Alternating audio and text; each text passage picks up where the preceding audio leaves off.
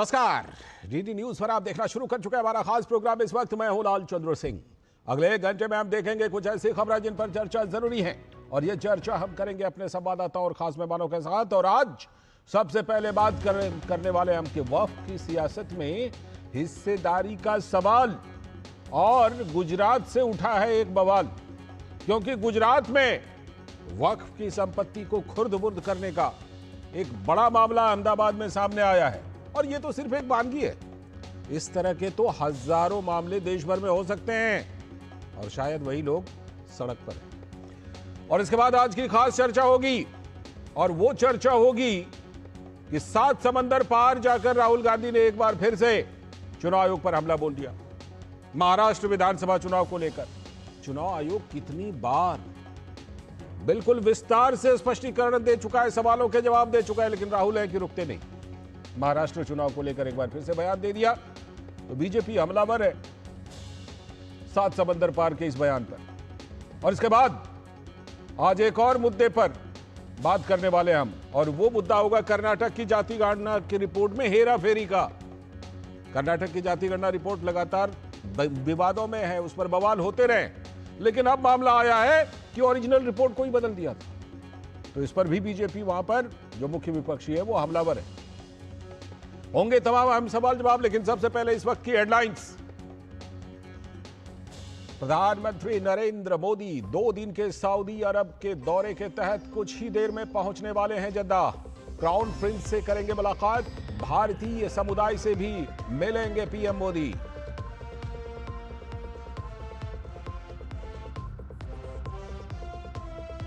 केंद्रीय अल्पसंख्यक मामलों के मंत्री किरेन रिजिजू ने की नए वक्फ कानून की वकालत, कहा संशोधनों से गरीब मुसलमानों को होगा फायदा।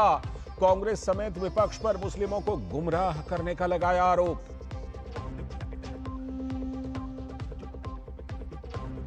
गुजरात पुलिस ने वक्फ प्रॉपर्टी के एक रैकेट का किया पर्दाफाश। वक्फ बोर्ड के फर्जी मुतवल्ली बनकर अहमदाबाद में जबरन किराया वसूलने का मामला।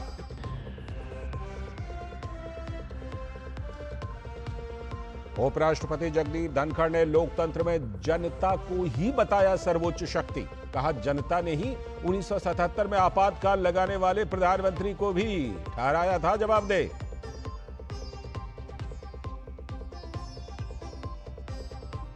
एक देश एक चुनाव विधेयक पर संयुक्त संसदीय समिति की बैठक, जाने माने कानून विशेषज्ञों से लिए जा रहे हैं सुझाव। अनुराग सिंह ठाकुर ने इसे बताया परिवर्तनकारी, दूरदर्शी और ऐतिहासिक।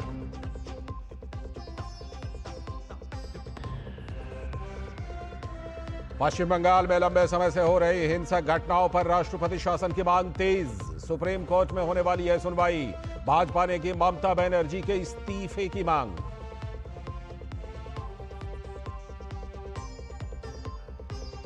चुनाव आयोग को लेकर राहुल गांधी लगातार लगा रहे हैं आरोप। एक बार फिर से विदेशी धरती पर आरोप लगाने पर बीजेपी हमलावर।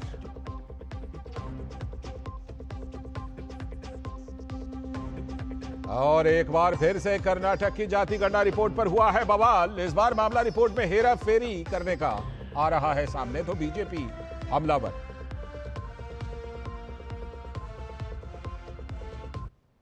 तो ये थी इस वक्त की हेडलाइंस, और हेडलाइंस के बाद अब बात करेंगे मुद्दों की। और सबसे पहला मुद्दा वो मुद्दा है वक्फ से जुड़ा हुआ, क्योंकि जिस तरह का प्रदर्शन सड़कों पर देखने को मिल रहा है और जिस तरह के मामले सामने आ रहे हैं, उससे तो यही लग रहा है कि वही लोग हैं सड़कों पर क्या जिनके हितों पर चोट पहुंची है, क्योंकि वक्फ की सियासत में हिस्सेदारी का सवाल आ रहा है। सड़क से लेकर सुप्रीम कोर्ट तक वक्फ एक्ट पर छिड़ी बहस के बीच वक्फ संपत्तियों के बंदरबाट और चोरी का मामला गुजरात में सामने आ गया है, और ऐसे एक क्या अनेक मामले देश भर में होंगे। अहमदाबाद पुलिस ने वक्फ संपत्तियों के एक बड़े रैकेट का पर्दाफाश करते हुए 5 लोगों को गिरफ्तार किया है। कुछ लोगों ने वक्फ की ट्रस्टी बनकर एक प्लॉट पर घर और दुकान बना लिया और गरीब लोगों से मनमाना किराया वसूलने लगे। और ये 1-2 साल नहीं, पिछले 30 सालों से चल रहे इस रैकेट में वक्फ की संपत्तियों पर कुछ लोगों ने 100 से भी ज्यादा घरें और दुकानें बनवा दी, और बिना वक्फ बोर्ड की इजाजत के ही किराया वसूलते रहे, खुर्द-बुर्द करते रहे। देश भर में गरीब लोगों की भलाई के लिए किसी के दान का कैसे बेजा इस्तेमाल हो सकता है, ये कोई अकेला मामला में अहमदाबाद की घटना नहीं है। इस तरह के हजारों सैकड़ों मामले हो सकते हैं देश भर में। मुतवल्लियों के रैकेट में हजारों एकड़ जमीन इसी तरह से वसूली के लिए काम आ रही है।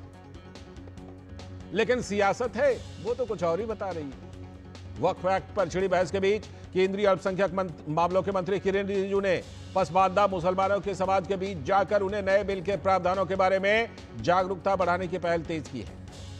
और रिजिजू ने कहा कि मोदी सरकार गरीब, महिलाओं, उपेक्षित लोगों की भलाई के लिए वचनबद्ध है।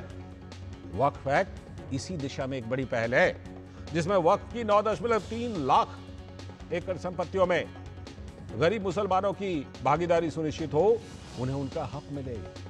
किरेन रिजिजू ने यह भी कहा कि वक्फ संपत्तियों का बेजा इस्तेमाल हो रहा है। जिन लोगों ने करोड़ों की संपत्ति हड़प ली है, वही लोग विरोध का झंडा उठाकर लोगों को गुमराह कर रहे हैं। यह वक्फ की संपत्ति है, देश की संपत्ति है, इसका लेखा जोखा तो जरूरी है। उधर कुछ मौलानाओं ने दिल्ली में वक्फ बचाओ कॉन्फ्रेंस का आयोजन किया है तालकटोरा स्टेडियम में। मुस्लिम पर्सनल लॉ बोर्ड की इस बैठक से हालांकि राजनीतिक पार्टियों ने दूरी बना रखी है। जमाते उलेमा हिंद, मुस्लिम पर्सनल लॉ बोर्ड और AIMM जैसी जमातों ने पूरे देश में मुस्लिम समाज की रहनुमाई का ठेका ले लिया है, ठेका उठा लिया है। लेकिन क्या मुसलमानों के अन्य संगठन और उनकी जमातें इनके साथ हैं? यह देखना बाकी है, बल्कि बहुत कुछ नजर आ रहा है कि नहीं है साथ। सबसे बड़ा सवाल यह है कि नया वक्फ एक्ट अगर संविधान सम्मत नहीं है तो यह देखना तो सुप्रीम कोर्ट का काम है। सुप्रीम कोर्ट में मामला चल रहा है, लेकिन जो लोग शरिया को संविधान से ऊपर रखते हैं, मंत्री तक ऐसा बयान दे चुके हैं झारखंड में, उनके लिए तो कोर्ट का फैसला कितना महत्व रखता होगा आप समझ सकते हैं। और वो भी कि जरा थोड़ा पीछे देखिए, शाहबानो मामले में हुआ क्या था।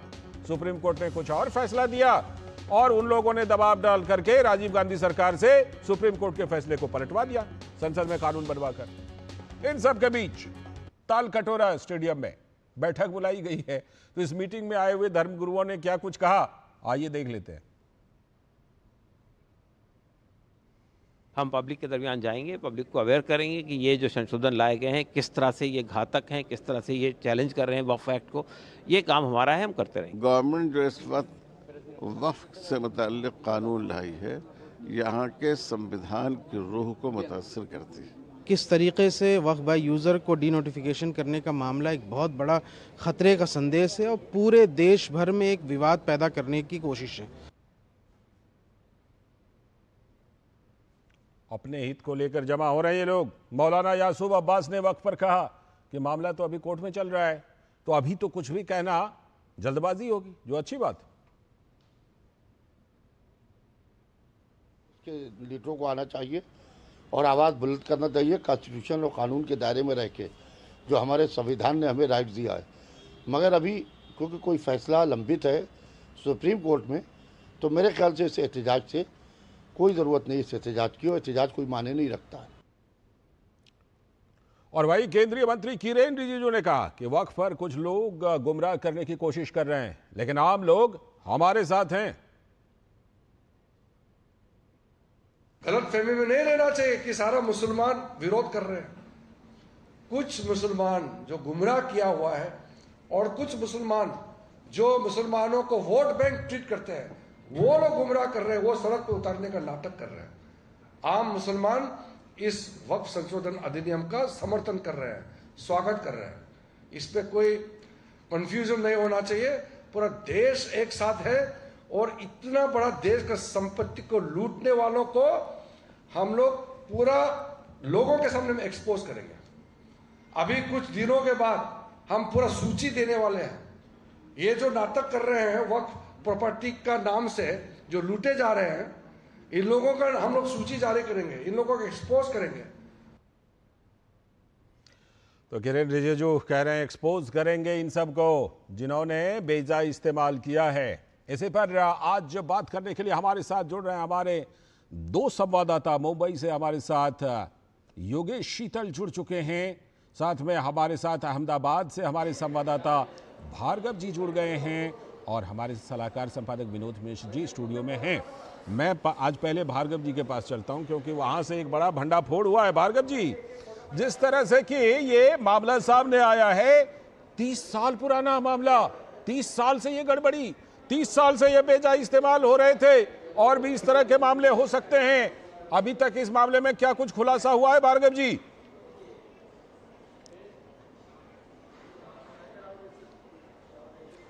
जी लालचंद जी, ये महत्व की बात है। ये सही मौके पे आपने अपनी स्टोरी चलाई है, अपने दूरदर्शन ने बहुत अवेयरनेस लेके ये स्टोरी को हाथ में लिया है, तो बहुत आनंद की बात है कि सही समय पे ये स्टोरी चल रही है।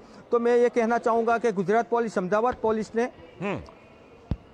अहमदाबाद पुलिस ने जो कार्य किया है, बहुत बड़ा कार्य किया है, क्योंकि इतने सालों से ये वक्फी संपत्ति पे ये कब्जा करके बैठे, ये पांचों लोग कब्जा करके बैठे हैं और अवैध संपत्ति पे कब्जा धरा के उनके पास से पैसा वसूली कर रहे थे।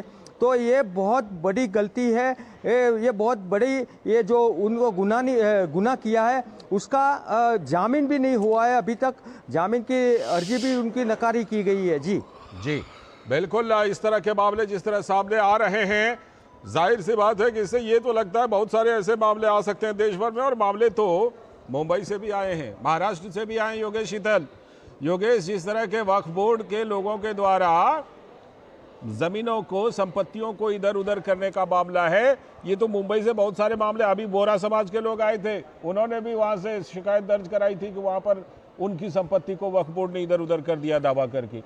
ऐसे मामले मुंबई से भी आते ही रहते हैं। क्या कुछ मुंबई में वक्फ बोर्ड को लेकर हलचल है, क्या सुगबुगाहट है? और ये जो कुछ लोग कॉल दे रहे हैं कि आइए आइए विरोध करिए, मुंबई में आम मुसलमान इस बात को समझ रहे हैं ना कि वक्फ बोर्ड में ये वो लोग हैं जिन्होंने वक्फ बोर्ड की संपत्तियों को इधर उधर किया है।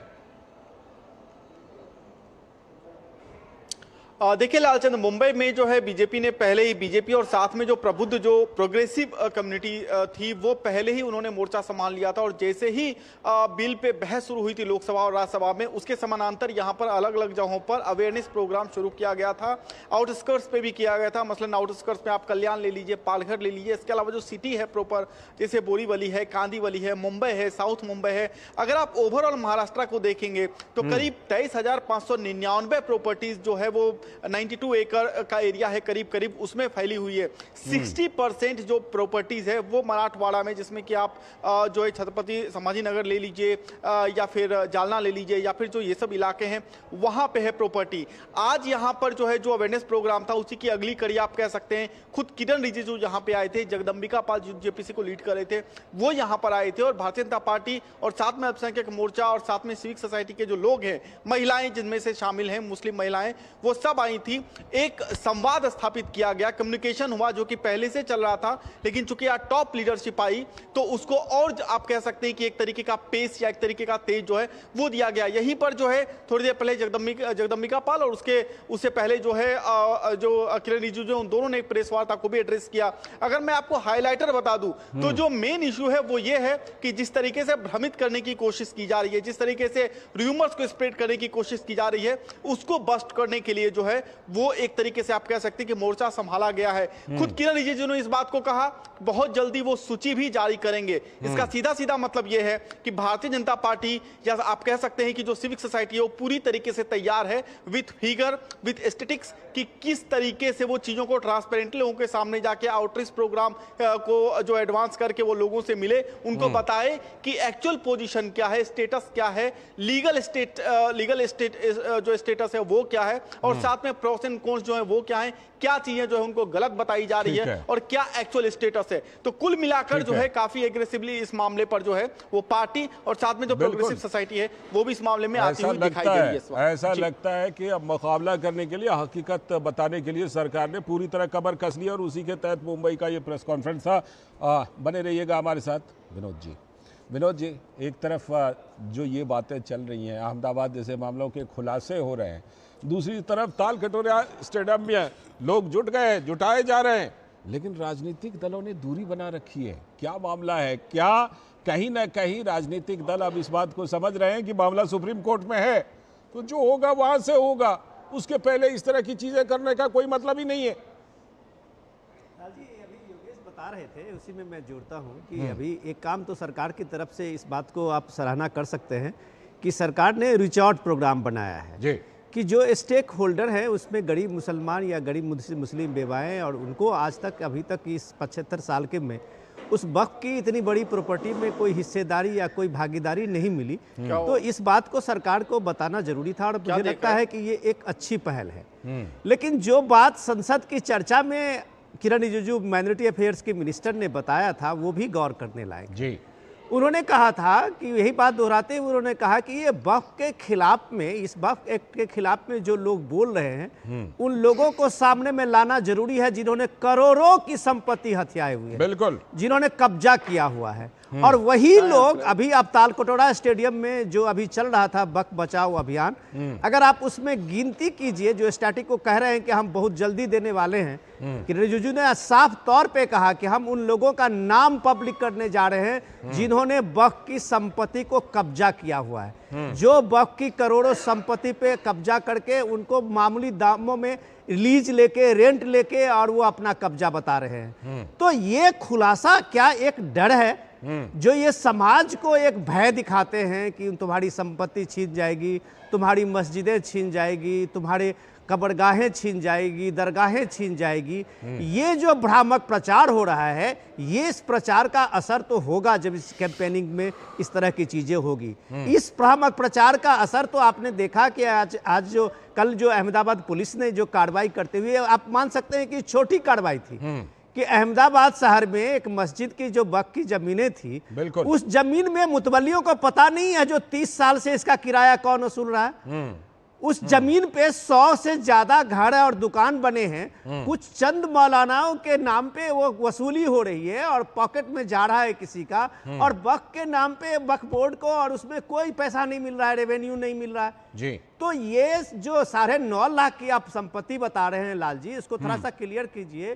तो 33 लाख एकड़ जमीन का ये वक्फ बोर्ड है जी, और उसका अगर लेखा जोखा नहीं हो रहा है तो आपको ये सुन के हैरानी होगी कि इस वक्त के पूरे राजस्व का जब ये रिकॉर्ड आता है सालाना, तो उसका 125 करोड़ से ज्यादा अभी कितने सालों से आगे नहीं बढ़ा रहा। बिल्कुल। तो इस शर्मनाक चीज को बताने के बगैर अगर आरजेडी के नेता, जो अभी आप कह रहे थे कि कोई नेता उसमें शामिल नहीं थे, दूरी बना रखी, कोई नेता शामिल नहीं थे, लेकिन मनोज झा अपने कैपेसिटी से उसमें अपना भाषण देने गए थे, क्योंकि बिहार में इलेक्शन है, तो वो बताने गए थे कि मुसलमान जो आजादी के बाद यहाँ रह गए, पार्टीशन के बाद, वो इनके साथ में एक कॉन्ट्रैक्ट किया गया था, करार हुआ है। अच्छा, कितनी शर्मनाक बात है कि आप ये देखिए कि आपको वोट बैंक बनाना है, तो आप मुसलमान इस देश के नागरिक हैं, संविधान ने उनको बराबर का हक दिया है, लेकिन आप उसको बता रहे हैं कि उसके एक करार के तहत यहाँ रोका गया है। अच्छा, इस तरह के भ्रामक प्रचार से आप इस देश को गुमराह कर रहे हैं, आप मुस्लिम समाज को गुमराह कर रहे हैं, आप उनको वही अशिक्षा और जिल्लत की जिंदगी में धकेलना चाहते हैं। इसलिए इस तरह के भड़काऊ बयान,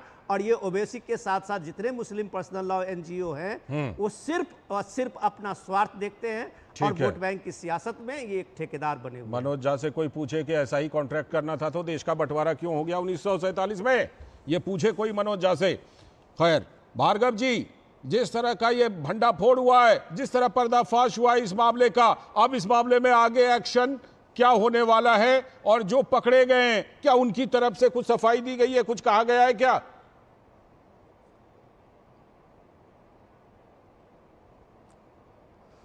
नहीं लालचंद जी, अभी उनकी तरफ से तो कुछ नहीं किया गया है। उनको जामीन की अर्जी है और जामीन की अर्जी भी रिजेक्ट की गई है, और साथ में ये वक्फ बोर्ड की जो मिल्कत थी उसके साथ में अहमदाबाद नगर निगम की भी मिल्कत थी, उन पे भी कब्जा किया गया था। तो अहमदाबाद नगर निगम, ये अहमदाबाद म्यूनसिपल कॉरपोरेशन द्वारा भी उनके पर कानूनी कार्यवाही का निर्देश दे दिया है। अहमदाबाद म्यूनसिपल कमिश्नर ने भी उनको आदेश दे दिया है कि उन पर कड़ी से कड़ी कार्यवाही की जाए, और अहमदाबाद में दूसरी कौन सी वक्फ की जमीन है उन पर जांच किया जाए। जैसे अहमदाबाद में जो बड़ा माइनॉरिटी सेल का जो एरिया है, जमालपुर है, गायकवाड़ हवेली है, जुआपुरा है, सरखेज है, वहां भी उनकी तपास का आदेश दिया गया है कि कहीं कहीं जमीन पर कहां गैरकायदे मिल्कियत पर अवैध रूप से इन लोगों किन लोगों ने कब्जा किया गया है, उनकी भी जांच की जाए, और अहमदाबाद पुलिस भी तेज हो गई है जी। ठीक है बहुत बहुत शुक्रिया भार्गव जी जुड़ने के लिए और पूरे मामले पर जानकारी देने के लिए। योगेश आपका मुंबई से बहुत बहुत शुक्रिया। और विनोद जी आप हमारे साथ बने रहिएगा,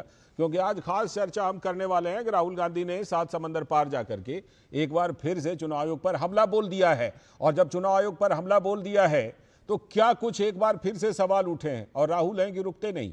चुनाव आयोग चाहे जितना विस्तार से जवाब दे दे, राहुल रुकने वाले हैं नहीं, चाहे 7 समंदर पार जाके करें या यहां पर करें। बीजेपी हमलावर है। इस पर खास चर्चा करेंगे। अभी वक्त है एक ब्रेक का।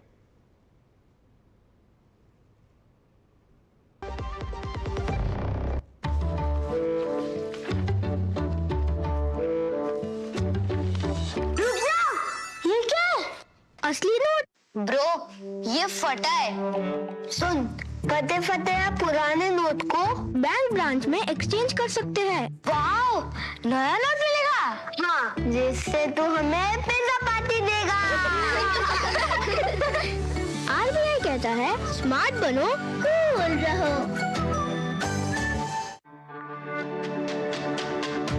मेरी पसंद, मेरी पसंद, मेरी पसंद, मेरी पसंद, हमारी पसंद, हम सबकी पसंद। मजबूत देश का मजबूत सरिया हो गया स्टील। पैसे बड़े बदल गए हो यार। अब जेब से नहीं स्कैनर से आते हो, फिर भी बोनी पर सर लगाए जाते हो।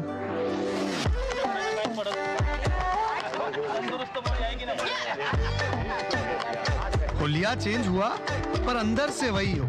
बदले हो लेकिन इतने भी नहीं बदले हो।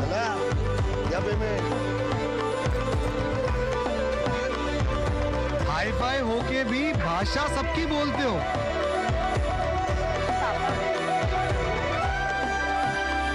तिजोरी में नहीं लेकिन महफूज अब भी हो। पैसों का तरीका जितना भी बदले, हमारे लिए उसकी कदर नहीं बदलेगी। भीम, भारत का भरोसा, भारत का अपना पेमेंट्स ऐप। स्वागत है ब्रेक के बाद। आप देख रहे हैं डीडी न्यूज पर। इस वक्त आपने कहावत तो सुनी होगी कि नाच न जाने आंगन टेढ़ा। तो यही बात कहीं ना कहीं कांग्रेस पार्टी पर लागू हो रही है, क्योंकि कांग्रेस पार्टी और राहुल गांधी लगातार चुनाव आयोग पर आरोप लगा रहे हैं, लेकिन उनके संगठन वो उस पर नहीं देख रहे कि क्या कुछ उनका हो रहा है। ताजा मामला बिहार का है, देख लीजिए। कुर्सियां बहुत कुछ कह रही हैं आपको। भीड़ नहीं जुटी तो नप गए नेता। खबर यह है कि बक्सर जिला कांग्रेस अध्यक्ष मनोज पांडे को हो निलंबित कर दिया गया है। लेकिन इसकी वजह बड़ा दिलचस्प है इस निलंबन की, कि पार्टी के अध्यक्ष मल्लिकार्जुन खड़गे की रैली में, राष्ट्रीय अध्यक्ष है मल्लिकार्जुन खड़गे जी, उसमें अव्यवस्था देखने को मिली थी। हालांकि बिहार के बीजेपी नेता भीड़ नहीं जुटने की वजह बताते हैं, इसी वजह से उनको निलंबित किया गया। लेकिन बड़ा सवाल यह है कि कांग्रेस के राष्ट्रीय अध्यक्ष मल्लिकार्जुन खड़गे की रैली के तुरंत बाद पार्टी के जिला अध्यक्ष को क्यों नाप दिया गया? सभी जिम्मेदारी से मुक्त कर दिया गया उनको। बिहार विधानसभा चुनाव को लेकर कांग्रेस ने अपनी सक्रियता बढ़ाई तो है। कहा जा रहा था कि आरजेडी से नाता तोड़ लेगी कांग्रेस और अकेले मैदान में उतर सकती है।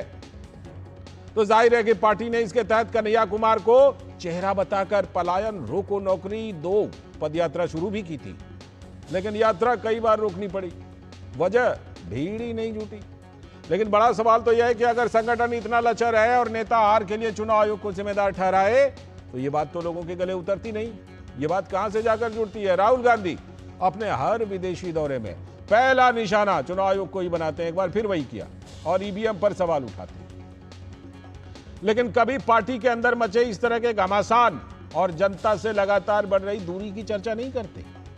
राहुल गांधी हरियाणा में हार की वजह भी ईवीएम को ही बता देते हैं, लेकिन हरियाणा में जो पार्टी के अंदर गुटबाजी है उस पर एकदम चुप हैं, मौन साध लेते हैं। लेकिन बड़ा सवाल यह है कि हरियाणा में विधानसभा चुनाव संपन्न हुए 6 महीने से ज्यादा हो गए और आप जानते हैं पार्टी की ओर से अभी तक नेता प्रतिपक्ष को तलाशा जा रहा है। अभी तक किसी को नेता प्रतिपक्ष बनाया ही नहीं। पूर्व मुख्यमंत्री भूपेंद्र सिंह हुड्डा राज्य के बड़े कांग्रेसी नेता हैं, लेकिन गुटबाजी के कारण उनके नाम को आगे करने में भी दिक्कत बनी हुई है। हरियाणा सरकार ने कांग्रेस पार्टी के अंदर इस असमंजस की स्थिति में कानूनी सलाह लेने का मन बनाया। कब क्या करें, नेता प्रतिपक्ष है ही नहीं। राज्य सरकार का मानना है कि कई मुद्दों और चयन प्रक्रिया में प्रतिपक्ष के नेता का विचार होना जरूरी होता है। मुख्यमंत्री, एक मंत्री और प्रतिपक्ष के नेता, ये चयन समिति में होती है। मुख्य सूचना आयुक्त और अन्य आयुक्तों का नाम तय किया जाता है। यही समिति तय करती है। अब ये हरियाणा में अटकी पड़ी है। बीजेपी का कहना है कि यह काम तो कांग्रेस पार्टी का है कि वो किसको एलओपी बनाती है, लेकिन सरकार विधायी कार्य को लंबे समय तक रोक करके रखे, ये संभव है क्या?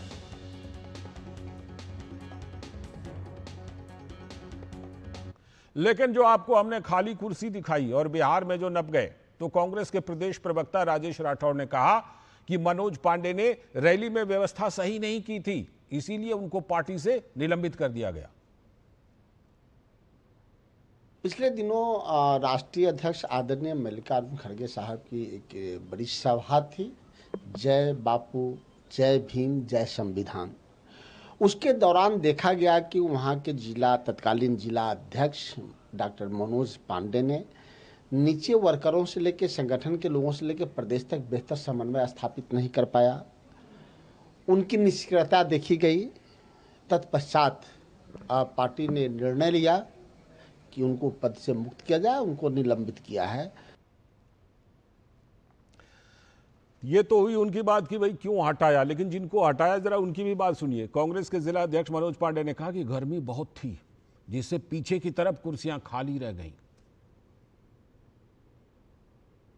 जो कहीं नहीं हुई है, जो टेम्परेचर यहाँ का कल जैसे 35 डिग्री परसों दिन था, कल 42 डिग्री हो गया है। आधे जो भी ग्राउंड हम लोगों का बना था, आधे से थोड़ा सा अधिक में पंखा और कूलर की थोड़ी व्यवस्था की। कल लगन भी बहुत टाट था और पीछे के साइड में पंखा की व्यवस्था नहीं थी। हम भी नीचे उतर कर देखे, 10-5 मिनट में टेम्परेचर बहुत हाई हो गया था। लोग बहुत तपिश धूप हो गई थी। बाहर में हम लोगों का बाएं साइड और दाएं साइड में पेड़ था, पेड़ के पास में लोग जाकर खड़े हो गए। उसके चलते पीछे वाली कुर्सी थोड़ा बहुत खाली हो गई। सीधे आपको लिए चलते हैं इस समय जद्दा, जहां प्रधानमंत्री नरेंद्र मोदी सऊदी अरब के 2 दिनों के दौरे पर पहुंच गए हैं। प्रधानमंत्री नरेंद्र मोदी जद्दा सऊदी अरब पहुंच गए हैं और हवाई अड्डे पर उनका स्वागत करने के लिए वहां का प्रतिनिधिमंडल प्रधानमंत्री नरेंद्र मोदी का स्वागत करने के लिए। तो प्रधानमंत्री नरेंद्र मोदी 2 दिनों के सऊदी अरब के दौरे पर हैं। ये 2 दिनों का प्रधानमंत्री का सऊदी अरब का दौरा है। प्रधानमंत्री का ये प्रधानमंत्री बनने के बाद तीसरा सऊदी अरब दौरा है।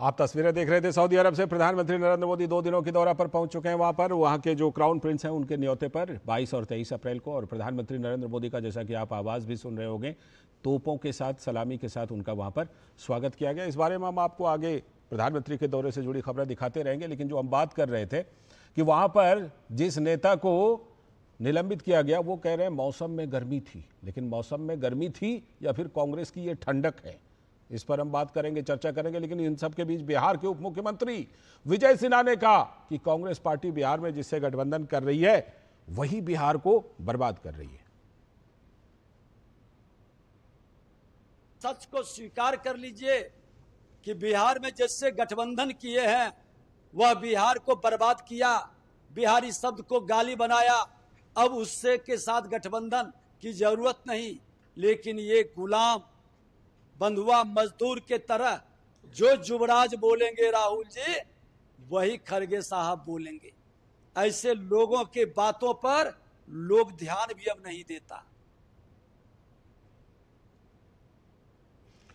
तो आज इसी पर खास चर्चा हम करने वाले हैं कि क्या कुछ, मतलब एक तरफ तो संगठन इतना लचर है, दूसरी तरफ ईवीएम जिम्मेदार, चुनाव आयोग जिम्मेदार। इसी पर खास चर्चा करने के लिए खास मेहमानों का खास पैनल जुड़ रहा है हमारे साथ। धनंजय गिरी जी, भारतीय जनता पार्टी के प्रवक्ता, बहुत बहुत स्वागत धनंजय जी। साथ में दुष्यंत नागर जी, राजनीतिक विश्लेषक हैं, बहुत बहुत स्वागत। कांग्रेस के समर्थन में मजबूती से बातें रखते हैं। और हमारे सलाहकार संपादक विनोद मिश्र जी भी जुड़े हुए हैं हमारे साथ स्टूडियो में। उन्हीं के जरिए जरा चर्चा को विस्तार देता हूँ। विनोद जी, बड़ा जबरदस्त कंट्रास्ट है, नेता जिनको निकाला गया वो मौसम की गर्मी है, और दूसरी तरफ विपक्ष का नहीं, ये मौसम की गर्मी नहीं है, कांग्रेस के अंदर की ठंडक है जिसकी वजह से ये सब चीजें हो रही हैं।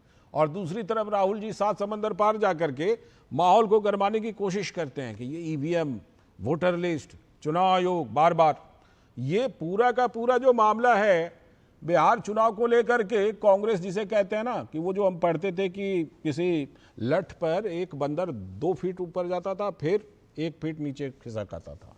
क्या बिहार में अभी कांग्रेस को करना क्या है, कैसे आगे बढ़ना है, ये तय नहीं किया है कांग्रेस ने? लालजू, अगर सीधे सीधे इसको एक लाइन में इसको डिकोड करें तो कांग्रेस पार्टी का जो ये अभियान बिहार चुनाव को लेके रहा है, बक्सर में आते आते जनता ने उन्हें बता दिया है कि आपका कोई वजूद बिहार में नहीं है। सीधा सा ये है जो बात आरजेडी के नेता अभी तेजस्वी यादव इनको यहाँ दिल्ली आके बता गए थे कि आप जो अकेले चलने का नारा दे रहे हैं और कन्हैया कुमार को मैदान में उतारा है, बिहार में आपकी हालत वैसी नहीं है। तो ये एक लिटमस टेस्ट है, और उस बात को स्वीकार करने के बजाय अगर आप बेचारा एक छोटे से कार्यकर्ता जिला अध्यक्ष को ही नाप देते हैं तो ये आपका अपना डिपेंड करता है कि तुरंत आपने इसलिए कर दिया कि अच्छा, उसमें क्या थी कि जो मीडिया में खबर छपी है जी, उसमें अगर उसकी बात अगर आप समझें तो वो कह रहे था कि उसके रिपोर्ट में है कि मल्लिकार्जुन खड़गे जब भाषण दे रहे थे उसी बीच में जितनी खाली कुर्सियां थी उसको वहाँ टेंट हाउस वाले लोग समेटने लगे थे। अच्छा, तो भाषण के बीच में ही भाषण के बीच में तो ये उनको और नागवार गुजरा था कि ये कैसी व्यवस्था किया हुआ है, इतना लोग आए, और नाम था उसका जय भीम जय संविधान। तो आप सिर्फ नारे गढ़ सकते हैं, पार्टी के संगठन मामले में आप उतने ही फीके हैं कि नारे से अगर बात होती तो आप नारे गढ़ते गढ़ते बोस्टन में, अमेरिका में और शहर में जाके आप जितना भी भारत के जो संवैधानिक सत्ता है उस पे आप थोड़ा सा रोकना चाहूंगा माफी के साथ। इस समय जरा प्रधानमंत्री नरेंद्र मोदी जो सऊदी अरब गए हैं उनका किस तरह से वहां पर स्वागत हुआ एयरपोर्ट पर, उसकी कुछ तस्वीरें अपने दर्शकों को दिखाते हैं। ये देखिए, प्रधानमंत्री नरेंद्र मोदी सऊदी अरब पहुंचे तो एयरपोर्ट पर उनका इस तरह से औपचारिक स्वागत किया गया।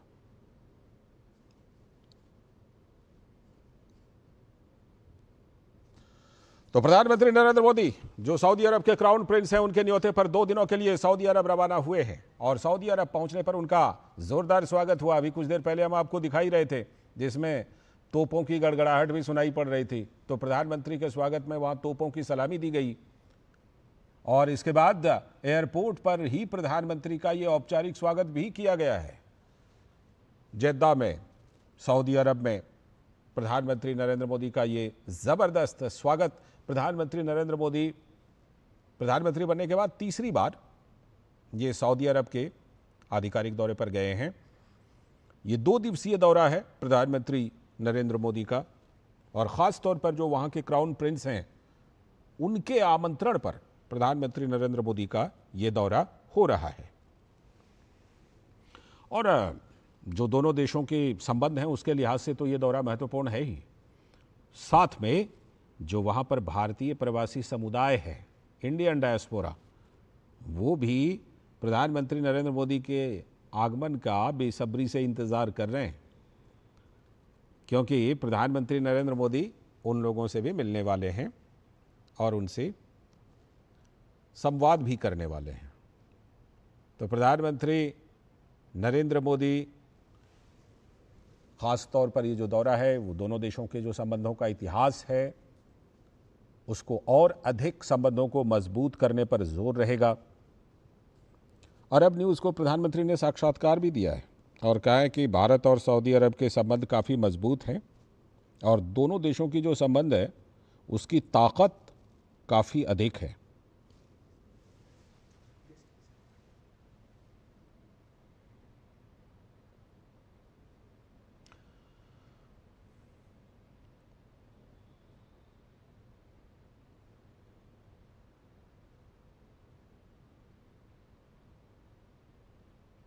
तो जोरदार स्वागत हुआ है प्रधानमंत्री नरेंद्र मोदी का। 2 दिनों का दौरा है, लगातार आपको खबरें दिखाते रहेंगे इससे संबंधित। लौटते हैं आज की चर्चा पर, और जो चर्चा हम कर रहे थे वो ये कि कांग्रेस की हालत तो लचर है, लेकिन ऐसा लगता है कि अपनी हालत को ढकने छुपाने के लिए देश से लेकर के 7 समंदर पार तक बयान दिए जाते हैं। मैं दुष्यंत नागर जी के पास चलता हूं। दुष्यंत जी, अभी हमने ये तस्वीर जो थी, नमस्कार, हमने जो ये तस्वीर बिहार से देखी, ये तो चलिए एक छोटी सी वानगी है, छोटा सा उदाहरण है, लेकिन ये तस्वीर कांग्रेस के अंदर की स्थिति को उजागर करती है। भाई, काम करने से होगा संगठन के अंदर, या 7 समंदर पार जाकर के बस एक आरोप का गोला छोड़ देने से काम हो जाएगा? बताइए। देखिए, बिहार में जो भी अभी मिश्रा जी ने कहा है वो सारी की सारी मनगढ़ंत और झूठी बातें हैं। बिहार में कांग्रेस का बहुत गठबंधन का मजबूत ढांचा है। कांग्रेस पार्टी का संगठन है, आरजेडी का संगठन है, वीआईपी पार्टी का संगठन है, लोक जनशक्ति पार्टी पारस जी का जो गुट है उसका संगठन है। और निश्चित रूप से मैं जिलाध्यक्ष की बातों से सहमत हूं। अत्यधिक गर्मी की वजह से वहां टेंट की और कूलर की व्यवस्था नहीं थी, इसलिए लोग नहीं आ पाए। सच्चाई तो ये है कि बिहार कांग्रेस के पास धन नहीं है, संसाधन नहीं है, इसलिए ये रैली सफल नहीं हो पाई। इसको स्वीकार करने में इसका कोई मतलब गलती नहीं है। इसका मतलब दुष्यंत जी, सहयोगियों ने भी लगता है मदद नहीं किया भीड़ जुटाने में, है ना? जिन सहयोगियों का आप नाम ले रहे हैं। सहयोगियों से मदद मांगी नहीं गई। ये जिला कांग्रेस कमेटी का प्रोग्राम था, ये कोई पीसीसी का या एआईसीसी का प्रोग्राम नहीं था। ठीक है। बक्सर जिला कांग्रेस कमेटी के द्वारा आहूत किया गया था। इसके आधार पे आदरणीय मिश्रा जी पूरे चुनाव का विश्लेषण कर बैठे। मिश्रा जी, आप देखिए ना, हमारा 4 पार्टियों का मजबूत गठबंधन है, किस तरह से गिरी जी को वहां से दफा करते हैं। अब दिखते रहिए चुनाव को। एक लाइन बोल लेता हूँ। विनोद जी को इसलिए चिंता हुई कि राष्ट्रीय अध्यक्ष हैं, और उसके बाद उस तरह का सम्मेलन, और उसके बाद उनके भाषण के बीच में कुर्सियां समेट कर ले गए टेंट वाले। बिल्कुल, आदरणीय जिलाध्यक्ष जी को अवगत कराना चाहिए था। अगर उनके पास संसाधन नहीं थे तो वो एआईसीसी को बताते, पीसीसी को बताते। वहां पे कूलर के टेंट की व्यवस्था होनी चाहिए थी। निश्चित रूप से उनकी गलती है, लेकिन अगर यहाँ पे भीड़ नहीं आई तो उस भीड़ के ना आने का कारण है कि अत्यधिक गर्मी और जिला कांग्रेस कमेटी के पास में कूलर और टेंट का इंतजाम ना करने के लिए प्रचुर मात्रा में धन का होना। इसको कतई ये नहीं माना जा सकता कि वहां पे कांग्रेस का संगठन कमजोर है। ये क्या बात करता है? मनगढ़ंत बातों से नहीं चलता है देश। ठीक है, मैं समझ गया। मैं इस समय कोई एक पहले वो बात थी वो मैं सुनाना नहीं चाहता, लेकिन थोड़ा सा इंट कर देता हूं। एक प्रोग्राम क्लासिकल संगीत का हो रहा था, तो 2 लोग बड़े ध्यान से सुन रहे थे और जो गायक थे वो आंख बंद करके गा रहे थे। बाद में जब उठे कहे बस आप ही लोग क्लास हैं जो कि समझ रहे हैं, तो दोनों लोगों ने जवाब दिया जल्दी समाप्त कीजिए, इसकी दरी है और मेरी लाइट है, इसीलिए बैठे हुए हैं। ठीक है, मैं ये कह रहा हूं कि जो दावा आप कह रहे हैं, धनंजय जी हंस रहे हैं। धनंजय जी, ये जो तस्वीरें हैं, ये मैं आ रहा हूं आपके पास, आ रहा हूं। मैं वही कह रहा हूं कि जो वहां 7 समंदर पार जाके आरोप लगाते हैं ना, थोड़ा वहां जाके काम कर लें। जिस तरह भारतीय जनता पार्टी के बड़े बड़े नेता जाके वहां काम करते हैं, अमित शाह जी कैंप कर लेते हैं कई राज्यों में। धनंजय जी, ये जो तस्वीर है ये सिर्फ कांग्रेस के अंदर की तस्वीर है या ये महागठबंधन की तस्वीर को भी दिखाया जा रहा है? महागठबंधन के अंदर की भी तस्वीर यही है, कैसा कोऑर्डिनेशन है दिख रहा है? लालचंद जी, अभी कुछ देर से मैं आपके चैनल में जुड़ा हुआ हूँ जी, दूरदर्शन पे। दो तस्वीरें आपने दिखाई। एक तरफ प्रधानमंत्री नरेंद्र मोदी जी की सऊदी अरब में 21 तोपों की सलामी, और दूसरा कांग्रेस के एक छोटे से कार्यक्रम में भीड़ जुटाने की नाकामी। ये दोनों चीजें आपकी टीवी स्क्रीन पे चल रही हैं कि कैसे कोई गुर्बत किस गोद से निकल के शोहरत तक का सफर तय करता है, दुनिया के राष्ट्र में, दुनिया के देशों के बीच में अपने नाम को आगे करता है, देश का नाम रोशन करता है, और कोई पार्टी के परिवार तक सीमित हो जाती है, विचारों के बल से नहीं चलती है, तो सिमटते सिमटते सिमटते सिमटते कहाँ चली जाती है, ये आपके सामने दिख रहा है। कांग्रेस के कार्यकर्ता कर रहे हैं, कौन सुनेगा, किसको सुनाए, कहां से लाएं, किसको बताएं? खड़गे जी, आपको सुनने के लिए भीड़ हम कहां से लाएं? और जैसा कि कांग्रेस के अभी समर्थक कह रहे थे कि ना पैसा है, न पार्टी है, न लोग है, कोई कुछ है ही नहीं, तो अब तो दुकान बंद करने का समय है, ये चला चली की बेला है। कांग्रेस का परिवार बहुत अकेला है, और इनके साथ जो लोग हैं वो ये तो पूरा देखिए, या तो पाकिस्तान परस्त या परिवार परस्त। इन लोगों का जो अपना एक कॉकस है, कुनबा बना हुआ है, ये परिवार परस्तों की टोली है। जनता ने इनके कब की इनके हाथ खाली कर रखी है। वहां एक या तो लालू जी के जो लड़के हैं वो ललकार रहे हैं कांग्रेस को, वो कह रहे हैं कि पिछले बार दे दिया था, तुम्हारे चलते सरकार नहीं बनी। इंटरनली इतना कन्फ्लिक्ट है कि वो दूसरे पार्टी चाहती है कि भाई कांग्रेस फेल कर जाए, कांग्रेस चाह रही है कि आरजेडी फेल कर जाए, किसी और की जरूरत कहाँ है वहां ये चारों एक दूसरे के चारों टांग खींच के ले मानेंगे। ये चार कंधा देने के जो है, ये चारों मिलकर के वहां इंडिया अलायंस को, और इंडिया अलायंस का कंधा दिल्ली में भी लग गया, ठीक है, यूपी में भी लग गया। लेकिन एक तरह से तेजस्वी जी को नेता तो मान लिया था कांग्रेस ने, तेजस्वी जी को नेता तो मान ही लिया। ध्यान से दुष्यंत भाई आपको सुना, जब तक लालचंद जी ने मुझे बोला नहीं, मैं आपको टोका नहीं। ठीक है, ठीक है। वो दरअसल एक लाइन कुछ जोड़ना चाहते हैं, एक लाइन दुष्यंत जी जोड़ना चाहते हैं, जोड़ लेने दीजिए, जोड़िए दुष्यंत जी। भाई, हम तो मात्र ये कहना चाहते हैं कि आपकी सरकार ने, केंद्र की सरकार ने 16 लाख करोड़ रुपया उद्योगपतियों का माफ किया, आपसे उनको मोटा चंदा मिला, उस मोटे चंदे से नागर साहब फिलिस्तीन पे कभी, नागर साहब मैं आता हूँ, इजराइल फिलिस्तीन पर कभी और चर्चा कर लेंगे सर। आज इस पर रहिए ना, आज इस पर रहिए ना, बिहार कांग्रेस पर, बिहार कांग्रेस पर रहिए और कांग्रेस की स्थिति पर रहिए। विनोद जी, विनोद नागर साहब, मैं समझ सकता हूं कि आज आपको इस मुद्दे, सुनिए ना सर, आज आपको, आप सुनिए, मैं गिरी जी की बात नहीं कर रहा हूं, आज आपको इस मुद्दे पे बोलने के लिए बहुत शब्द जुटाने पड़ रहे हैं, तर्क जुटाने पड़ रहे हैं। मैं आप बिहार की एक वानगी छोड़ दीजिए, सुनिए सर, मैं माफी के साथ कहता हूं, बिहार की एक वानगी को छोड़ दीजिए, मैं थोड़ा सा बैकग्राउंड बता देता हूं। 1999 से कांग्रेस पार्टी आरजेडी के साथ में, आप कहिए कि लालू यादव के साथ में है, जो लालू यादव को ने ही कांग्रेस पार्टी को सत्ता से बेदखल किया था। लेकिन 1999 से एक पार्टी कितनी मजबूर है, और आपके शब्दों में कहें कि कितनी गरीब है, कि उसको लालू यादव का सहारा लेना पड़ रहा है 1999 से।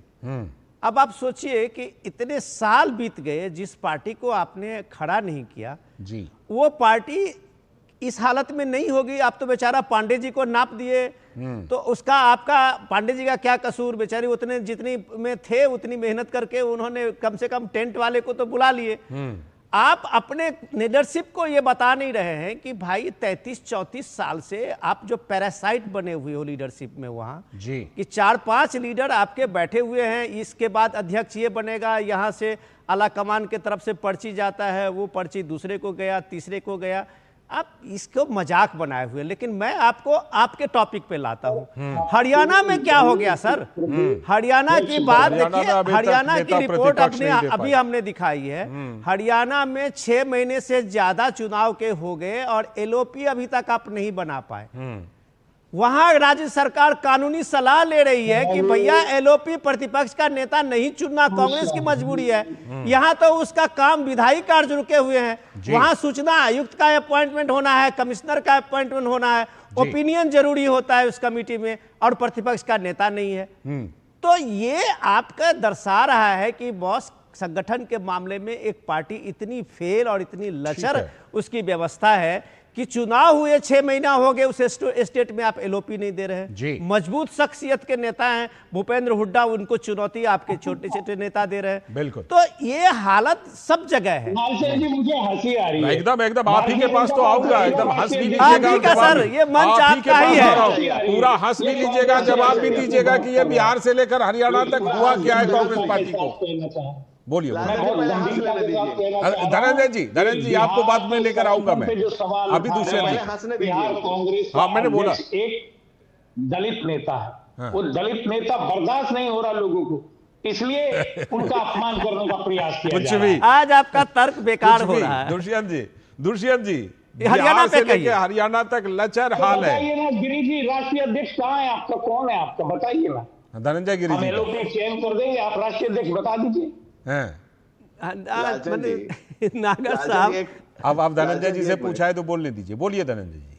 लालचंद जी भारतीय जनता पार्टी के राष्ट्रीय अध्यक्ष जगत प्रकाश नड्डा जी हैं और नए अध्यक्ष के चुनाव की प्रक्रिया चल रही है। कितने साल से हैं, वही चलते रहेंगे क्या नड्डा जी ही? तो ये उनका प्रॉब्लम है, आप क्यों दुखी हो रहे हैं? आप कांग्रेस पर बोलिए। एक मिनट, अरे एलओपी चुनना हमारा प्रॉब्लम है, ये दुखी क्यों? ठीक है, आप धनंजय जी को जवाब दे लीजिए, धनंजय जी को जवाब दे देने चाहिए। देखिए, जब इतना भी नहीं पता हो कि जिस पद पर कोई है दूसरा आएगा तो हटेगा, और जिस पद पर कोई नहीं है 6 महीना से खाली है और दोनों की तुलना कर रहे हैं, तो कांग्रेस में मैं कहूंगा तो बुरा मान जाएंगे कि कांग्रेस में कितने पार्टी का संविधान क्या मैं कहूंगा तो बुरा मान जाएंगे। मैं बुरा तो आप मानने की बातें ही करते हो भाई। नहीं भाई, 6 नहीं, यहाँ पर थोड़ा सा एक चीज मैं जोड़ दूं कि अगर भारतीय जनता पार्टी के अध्यक्ष को चुनने में देरी हो रही है तो उससे कोई कामकाज, संवैधानिक कामकाज नहीं रुका हुआ है। लेकिन अगर हरियाणा में एलओपी को चुनने में देरी हो रही है तो वहां पर कामकाज रुका हुआ है, वहां पर सरकार का संवैधानिक कामकाज रुका हुआ है। सर धनंजय जी पूरी कीजिए। जब कार्यकाल पूरा हो चुका तो क्यों बने हुए हैं, नए अध्यक्ष का चयन होना चाहिए। लालचंद जी बोलिए। लाज बचाने के लिए कुछ तो नरुसेन जी कहेंगे ही ना कहेंगे, उनको कुछ कहना भी चाहिए। और जैसे वो कह रहे हैं कि वो हंसना चाहते हैं, तो अगर रोने की जगह पर जब आदमी हंसने लगे तो समझ लीजिए कि पार्टी की मानसिक स्थिति कहाँ पहुंच गई है, ये बताने की आवश्यकता नहीं रह गई है। आप खुद समझिए, जब बिना बेवजह कोई हंसने लगे, जब रोने की जगह पर हंसने लगे, तब समझ लीजिए किस मानसिक अवस्था से गुजर रहा है। यही कांग्रेस की पूरी मानसिक अवस्था इसी का परिलक्षित कर रही है। भाई कांग्रेस में ऐसे कितने लोग हैं, ये खोजना सबसे पहले जरूरी है। राहुल गांधी जी ने भी कहा ना इस वजह से शादी के घोड़े को रेस में और रेस के घोड़े को शादी में, वो अभी आगे कार्यकर्ता कहाँ खोज रहे हैं? कांग्रेस ने रिकॉर्ड समय में राहुल गांधी ने अभी कभी चुनाव ठीक है, लेकिन अगर दुष्यंत नागर जी हंसना चाहते हैं तो इसको इस भावना के तहत लीजिए कि मुश्किलें हम पर इतनी पड़ी कि आसान हो गई है कि नहीं। इस भावना के तहत भी तो लिया जा सकता है और इस भावना की तारीफ होनी चाहिए कि बिहार में जिस तरह कांग्रेस दरकिनार है इतने सालों से, उसके बावजूद बिहार में कम से कम इस बार उन्होंने कोशिश की कि अकेले लड़ेंगे। हाँ, दुष्यंत नागर जी कुछ बोलना चाह रहे हैं, बोलिए दुष्यंत। सर, बिहार में गठबंधन की सरकार बनने जा रही है, चारों दलों के बीच में बहुत अच्छा समन्वय है और जिस प्रकार से कांग्रेस प्रयास कर रही है वहां पे युवा पार्टी के साथ लगातार जुड़ रहा है, जिससे पार्टी को विजय मिलना सुनिश्चित है। अच्छा ठीक है, धनंजय जी कुछ कहना चाह रहे, बोलिए धनंजय जी। कांग्रेस के 13 साल के शासन में 13 मुख्यमंत्री का जब कांग्रेस ने अपना 13वां किया तो 13,260 करोड़ का बजट भी पेश किया था। उसके बाद लालू यादव 20-15 साल के अपने शासनकाल में 23,000 करोड़ तक का बजट ले गए। हम लोगों ने उसको 3,17,000 करोड़ पर किया। नीतीश जी के नेतृत्व में, नरेंद्र मोदी के नेतृत्व में नेशन और नीतीश जी के नेतृत्व में प्रदेश का जिस तरह से चौमुखी विकास हो रहा है, बिहार की जनता ये जानती है कि ये वही कांग्रेस है जिसने जो लालू के लाल और लालू की लूट और उसके ललटेन की जो जिसने बिहार को लहका रखा है, उसमें कांग्रेस बराबर की भागीदार है। इसलिए कांग्रेस को बिहार में कोई पूछने वाला नहीं। कांग्रेस एक ऐसा राजनीतिक, तो क्या कुर्सी खाली रहने की वजह यही है?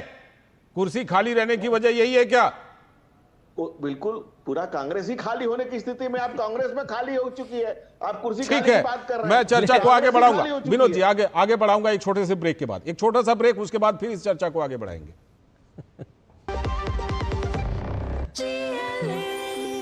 जो लक्ष्य चुना था समझ आने लगा है।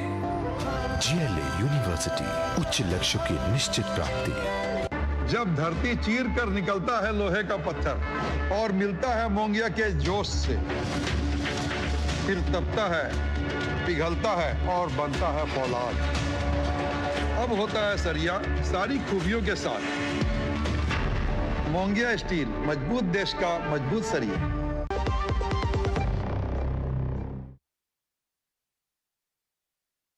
जम्मू कश्मीर से है, जहां पहलगाम में पर्यटकों पर आतंकी हमला होने की खबर है। यह ब्रेकिंग न्यूज कि जम्मू कश्मीर के पहलगाम में पर्यटकों पर आतंकी हमला किया गया है। इस हमले में कई लोगों के घायल होने की आशंका है। जिस तरह से यह हमला किया गया है, कई लोगों के घायल होने की आशंका है और सुरक्षा बलों ने इस इलाके को घेर करके तलाशी अभियान शुरू कर दिया है। तो ये इस समय का ब्रेकिंग न्यूज जम्मू कश्मीर से, जहां पर कि जम्मू कश्मीर के पहलगाम में पर्यटकों पर आतंकी हमले की खबर है। हमारे संवाददाता श्रीनगर से सलमान काजी जुड़ चुके हैं इस खबर पर और ज्यादा जानकारी के साथ।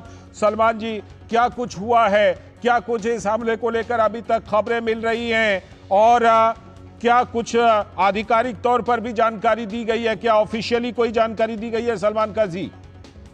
जी देखिए, ये आज अभी आधा घंटा पहले अटैक हुआ है पहलगाम के जो मेन टाउन में।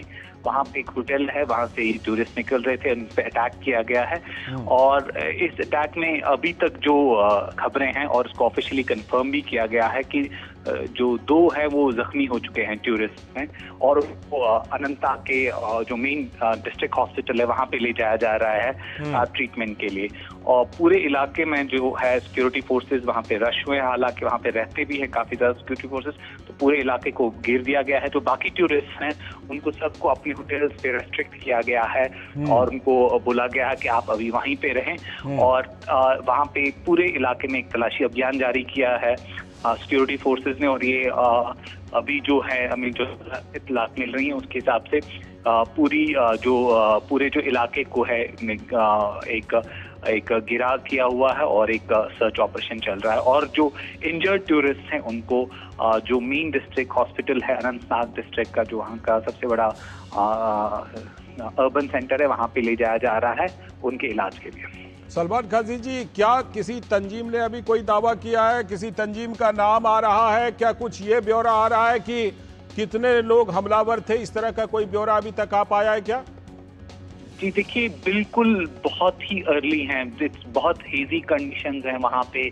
मतलब बहुत ही ज्यादा जो है कॉन्फ्लिक्टिंग इंफॉर्मेशन अभी आ रही है। अभी कोई भी बात हम किसी भी कॉन्फिडेंस के साथ नहीं कह सकते हैं कि ये किस तंजीम ने किया है।